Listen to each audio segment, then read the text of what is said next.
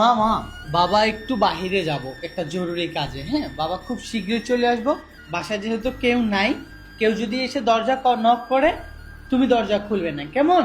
আচ্ছা ঠিক আছে বাবা, কেউ আসলে আমি দরজা খুলবো না। বাবা আচ্ছা। আসতেছি, হ্যাঁ।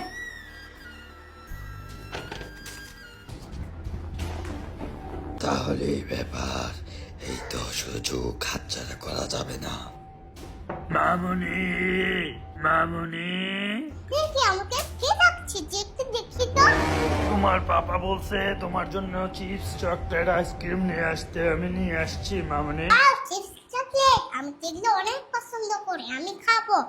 কিন্তু না না, পাপা তো মানা করছে কোন অপরিচিত কেউ আসলে চিপস চকলেট দিলে না নিতে, না দরজা খুলতে, আমি খুলবো না। আচার আনছি মামুনি, আচার অনেক মজা। না না, আমি আচার খাই না, আচার খেলে পেট ব্যথা করে। দরজাটা খোলো, আমি তোমার পাপার বন্ধু। আমার বাবা না আসা পর্যন্ত আমি দরজা খুলতে পারবো না, আপনি চলে যান। মামুনি আচার খাবে না? আচার।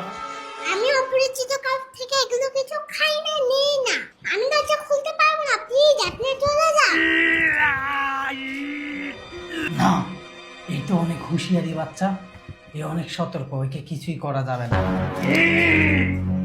ঈশাদামু, বাবা চলে আসছি, দরজা খুলো খুলো। বাবা আসতে আসতে দরজা বাবা। আসসালামু আলাইকুম। ওয়ালাইকুম আসসালাম। বাবা তুমি কি কাউকে পাঠিয়েছিলে? হ্যাঁ, একজন চিপ চকলেট নিয়ে এসেছিল, আমি দরজা খুলিনি। না তো মা, বাবা তো কাউকে পাঠায়নি এমন। অনেকক্ষণ বলছিল আমাকে চিপস দিবে, চকলেট দিবে, আইসক্রিম দিবে, আচার দিবে, আমি খুলিনি দরজা। এইভাবে কখনোই অপরিচিত কেউ আসলে দরজা খুলবে না মা, ঠিক আছে?